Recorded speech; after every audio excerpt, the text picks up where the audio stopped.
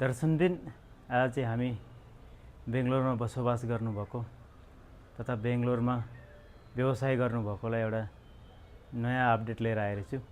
जुन चाहिँ रेस्टुरेन्टको व्यवसाय भयो, कुनै एउटा व्यवसाय गर्दा पनि त्यहाँ चाहिँ अलिक महँगी, अलिकति रेट बेसी प्राइस बढ्न गइरहेको छ, किनकि पेट्रोलको पनि हाई रेट भइरहेछ।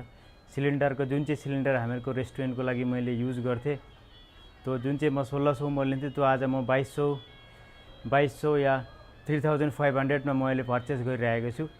त्यसैले जुन चाहिँ पार्सल प्याकिङ गर्ने कन्टेनर चाहिँ म अहिले 260 मा ल्याइरहेको थिएँ भने त्यो कन्टेनर चाहिँ अहिले इरानमा भएको युद्धको लडाइँको कारणले गर्दा यति सुन बढेको छ कि 300 रुपियाँ प्याकेजिङ भइरहेको छ।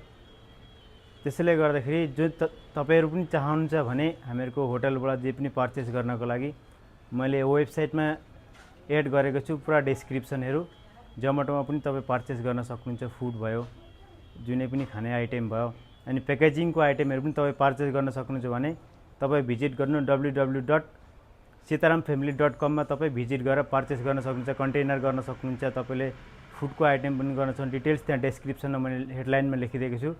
Thank you guys. तर बेंगलोरमा बसोबास गर्नुभएको जुन चाहिँ व्यवसायको लागि आउनु भएछ हामीहरूको दाजुभाइहरु, उहाँहरुको लागि चाहिँ मेन इम्पोर्टेन्ट मेसेज हो यो। अहिले जुन चाहिँ महँगाई बढिरहेको छ, सिलिन्डर भयो या पेट्रोल भयो, पेट्रोल पनि अहिले मैले सुनेको थिएँ पाउनको लागि अलिक मुस्किल छ भनेर सुनेको। Thank you guys, see you.